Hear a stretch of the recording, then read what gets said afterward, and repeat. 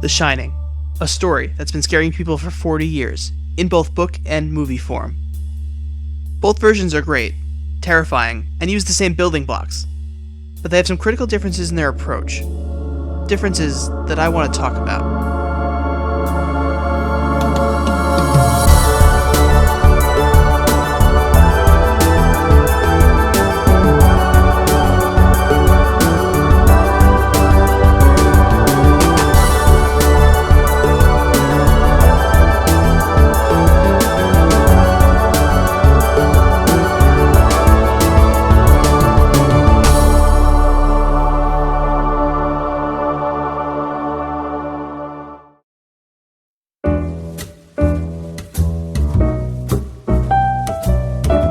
The Shining is a supernatural horror novel written by Stephen King in 1977.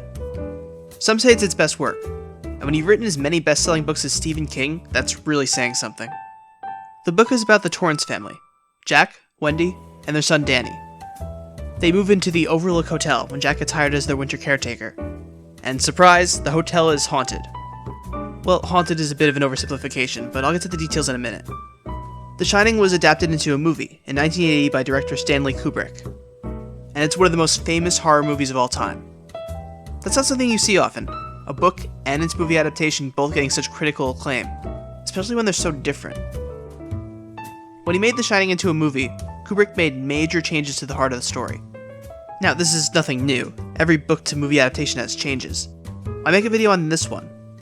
For one, I think it's great, but I really want to dig into why it's great.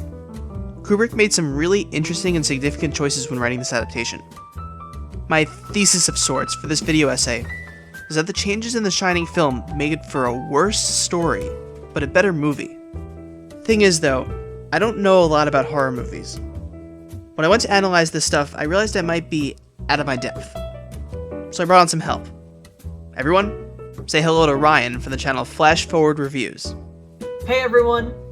I'm here. I am on the BigBlueBackpack channel. Thank you, of course, for having me. I'm really excited to be on. And I'm excited to be able to talk about The Shining. Many people are saying that it's their favorite horror movie. It's the best of all time. There are a lot of different things said about this one movie. I'm just excited to be talking about The Shining, so let's get into it. Here's Johnny! Okay, so on the surface, the book and the movie aren't that different. Both stories have the same basic plot. The Torrances become winter caretakers of the Overlook Hotel. Danny has a mysterious psychic power called The Shining. The hotel turns out to be haunted. The hotel drives Jack insane until he tries to kill his family, but they get away, and Jack dies. So what is different? First thing, character perspective. The book has a close third-person narration with Jack, Wendy, and Danny. Every chapter spends a decent chunk of time inside somebody's head, telling us their thoughts, opinions, reactions to the situation. And like most Stephen King novels, it's freaking long, so by the end we know them pretty well. The movie does the exact opposite. Because it's a movie and not a book, we can't have an internal monologue going all the time, obviously, unless you want a narration going over every scene. But rather than bring you close to the characters, a lot of the film's choices actively distance you from the characters. So right off the bat, you're seeing all these wide shots, and it wants to stay away from our main character, Jack Torrance. And even when they're showing Shelley Duvall as Wendy, and when they're showing Danny, you're not very close to them. They're not showing us a character perspective. It's always kind of a little bit further back. We could see this when they're at the hotel, and they're being shown around to see the kitchen and the rooms and stuff. They're always showing it from a wide angle. And the reason that Stanley Kubrick did things this way is to show isolation. He doesn't want us to get close to these characters. He wants us to be distanced. And at the same time, he's doing that in the movie, keeping his characters distanced from each other.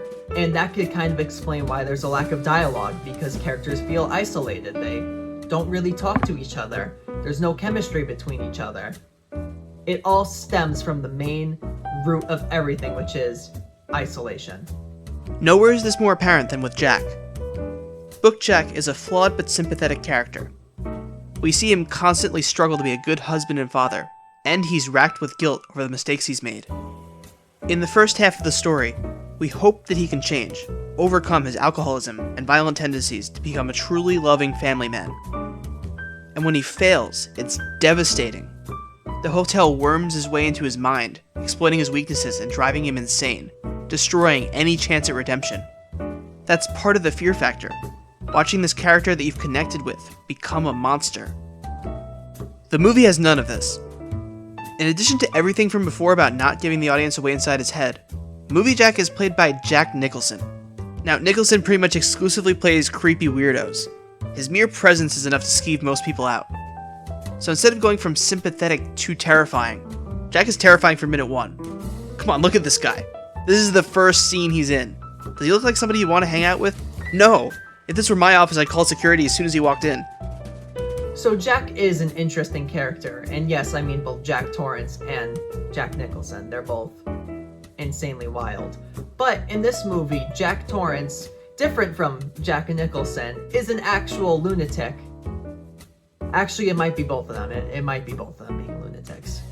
I'm just kidding, but talking about Jack Torrance, you can see how the isolation has gotten to him, and like I mentioned before, how there's that weird kind of chemistry between him and Wendy and him and Danny. And the perfect scene to show that is in the car where Jack starts talking about cannibalism with his son Danny. The car ride's a little bit weird at first because Shelley Duvall's like, I can feel the air getting thinner, and Jack Torrance being like, yeah, that's what mountains do, yeah. To then this conversation about the Donner Party and how cannibalism became a thing. They were a party of settlers in covered wagon times. They got snowbound one winter in the mountains.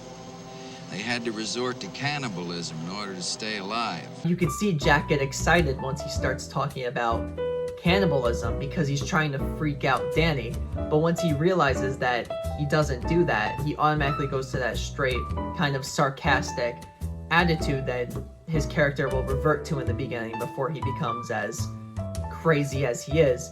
But right there is the perfect example of things getting scarier and stuff starting to come together even before they're in the hotel. We could sense that there's something weird going on. There's something strange with Jack's character, there's something strange with Danny, there's something strange with Wendy.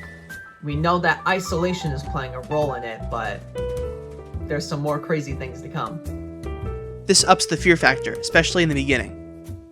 Nothing really scary happens plot-wise until like halfway through. The first bunch of scenes are really just introducing you to the hotel and to the people in it. It could have easily been really boring if it weren't for the strong sense of suspense building throughout all of it. And a big part of that is this guy's face. Every time you see it, you just know that he's going to do something bad, but you don't know what. It's enough to make your anxiety levels go through the roof, which is exactly what you want in the beginning of a horror movie. Then when he finally does snap, it's a satisfying release of that tension. I'm not gonna hurt you. I'm just gonna bash your brains in. I'm gonna bash them right the in. Second point, restriction of information. When you finish watching the Shining movie, you might come away equal parts scared and confused. There's a lot of stuff that isn't explained. Sometimes things happen that feel like they're coming out of nowhere. The book is jam-packed with plot, all of which gets pretty clear explanation. For example, the book has several chapters where Jack researches the history of the Overlook and reads about the many tragedies that occurred. The dog man, the creepy twins, the old lady in the bathtub, etc. All of them get full backstories in the book. To summarize, they're all people who lived tragic lives and then died tragic deaths in the hotel. The implication is that the Overlook can absorb the souls of certain kinds of people, and that their spirits persist in the building after death. The book also has a more in-depth explanation of what The Shining is. We get more information both through a longer conversation with Dick Halloran early in the story, but also through scenes from Danny's perspective. Basically, The Shining is a psychic ability that allows people to feel others' emotions, read minds, see the future, and in certain locations, awaken spirits of the dead. Lots of people have it in small quantities, but some, like Danny, have a lot of it. The Overlook feeds on the power of a person who shines. When someone with The Shining is in the hotel, their presence animates the spirits of those who died there. Ordinarily, the spirits are creepy but harmless, as shown in the story Dick tells about the hotel employee who had The Shining and quit when she saw her first ghost. Quote, "There was a maid. Dolores Vickery her name was, and she had a little shine to her, but I don't think she knew it. Well, Ullman fired her on account of her saying she had seen something in one of the rooms where a bad thing happened. But I don't think it was a bad thing that could hurt anyone, Danny. That's what I'm trying to say. People who shine can sometimes see things that are gonna happen, and I think sometimes they can see things that did happen. But they're just like pictures in a book. Danny, though, is so powerful that he's able to give the ghosts physical form. And the hotel corrupts Jack because it wants to kill Danny and absorb the shining power for itself. The movie tells us none of this. It all just happens. Stanley Kubrick is known for making movies that don't explain much, as anyone who's seen the last 20 minutes of 2001: A Space Odyssey can attest to. The usual storytelling conventions don't apply here. The Shining movie strips the plot of almost all its original context, making the story nearly incomprehensible. Sure, you know that Jack goes crazy and tries to kill his family, but you can only guess about why and how. Not knowing why the things on screen are happening makes them so much scarier. So we already know some of the crazier scenes that have happened. I mean, we think of, firstly, the old lady. That's number one, naked lady in the bathtub. Jack is like, damn, I'm about to act up, if you know what I mean. To then find out that she's an old lady, but she's actually a ghost. There's a lot that goes on. And then we also get the really strange scene with the guy getting head from dude in a dog costume, which that just can't be explained. I feel confused watching that. I'm like, what the hell is even happening right now? We look at Shelley Duvall when Wendy is looking at the elevator and then blood just starts to come out of it. We're like, what the heck is going on? But I think a perfect moment that is confusing and terrifying is when we see the Grady twins and they're doing their whole come play with us kind of thing, and there's the really weird music that's kind of building things up in the background, and then we get random flashes of them dead on the ground with the axe and there's blood all over, to them standing up again being like, come play with us, to Danny. That is terrifying. If that isn't scary, I don't know what is. I mean, kids are the scariest thing to have in a horror movie. The last difference I want to highlight is in the ending. The book's ending is straightforward, and it cleanly wraps up the story pretty well. The movie's ending, in a lot of ways, leaves you wanting. It's open-ended, unsatisfying, and downright nihilistic. In fact, I might even say that it's not an ending at all. The first major change the movie made was killing Dick Halloran. Yeah, in the book, Dick doesn't die. He makes it to the hotel and helps Wendy and Danny escape. And this is what should happen in a good story. We've invested a decent amount of time into his character, and his journey all the way across the country to get here. We expect to see him succeed. The movie makes you watch several scenes of Dick receiving Danny's psychic message, making arrangements to go help, and flying all the way there, just to show up and get whacked with an axe immediately. It's a ton of setup without the payoff. Yeah, he brings the snowcat which Wendy and Danny used to escape, but it's an anticlimactic, cruel, and mean-spirited way to end Dick's story. It's only there to make the audience feel disheartened, like this is all completely pointless. It makes you despair. And finally, the very end, the part where the movie makes the biggest change to the general plot. Here's how the book ends. Jack dies when he forgets to fix the boiler and it blows up, destroying him and the hotel. This was a recurring issue throughout the book. Part of Jack's job as the caretaker was to keep the boiler from overheating, which he almost forgets to do a few times. Here we get the payoff to that, where he was so busy chasing Danny that he lets the boiler go unchecked. At the end of the book, Jack is dead, the hotel is reduced to rubble, and Wendy, Danny, and Dick make it out alive. The Overlook will never haunt another person again. Movie Jack dies when he gets lost in a maze and freezes to death. Wendy and Danny get away, but we don't see them make it to safety. And the hotel is still intact. It failed this time, but it's still there, waiting to claim more victims. Unlike the book, there's no closure. So now we talk about probably the most infamous shot of the movie, which is Jack Torrance when he is frozen in the maze. I mean, just look at him. He is Is that a piece of spinach in his teeth? Well, can someone go over there and get the spinach out of his teeth? Yeah. There you go. You got it. Oh, don't eat it. Don't eat it. No, no. But being serious, this shot, when we finally see Wendy and Danny escape to then go to the next day and see this shot of Jack just frozen in that creepy face in the maze, is just the perfect way to finally end his character. But they don't end it there, because we get the final shot of the movie where we go to this picture frame and we see Jack Torrance in the picture. And now I know everyone's like, what the hell does that even mean? Well, unfortunately, we don't get an explanation of it, which, if you watch my reviews, you know I love that. I hate when movies feel the need to over-explain things or to explain things that are necessary. You don't need to explain anything right here. You can let fan theories just run wild. I mean, you could guess that he was always a part of the hotel. The spirit went into him, and that's what created all of this. I mean, there are so many different theories that stem from this final shot. I mean, that's why there's countless documentaries about The Shining, because of how well made it was. The infamous last shot is great. The build-up between everything, the discussion of The Shining, Dick Halloran as a character. I mean, I didn't mention him, but I absolutely love him. I just hate what happens to him.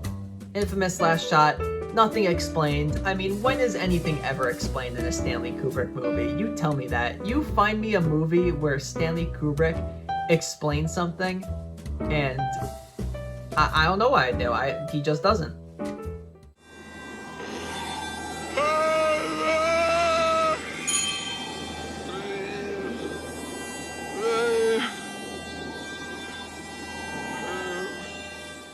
Stephen King famously hated this movie, and I get why. It gutted his original plot, leaving a story that barely makes any sense. But I think that everything that Stanley Kubrick changed was for the better. When talking about the best book-to-movie adaptations, the ones that come up most often are things like Harry Potter or Lord of the Rings. Movies that stay extremely faithful to the source material, changing and cutting out plot points only when absolutely necessary. But I think the true gold standard for movie adaptations is Kubrick's The Shining. Yet you could make a one-to-one recreation of The Shining book on screen, and you could do it pretty easily. But Kubrick went above and beyond. He recognized the potential of film to make this premise a whole lot scarier. A movie isn't as intimate as a book. It doesn't have the same tools to get you into a character's head, or explain the finer details of the plot. So The Shining did away with it all, and as a result, it could focus on imagery that's as terrifying as it is baffling. Sure, the book was a creepy ghost story, but through these changes, the movie was able to tap into something more primal, the fear of the unknown. But you are the caretaker. You've always been the caretaker. Thank you again for everyone watching this video by BigBlueBackpack, and thank you of course for having me on. I had so much fun. I love The Shining. Check me out on Flash Forward Reviews if you don't know who I am. I post movie reviews. I've done some fun little things like a haunted mansion. I've done another thing where there was a cook-off, and I have a podcast called the Three Strangers Podcast that I do with my friends. And of course, thank you again for everyone watching, and thank you for having me on.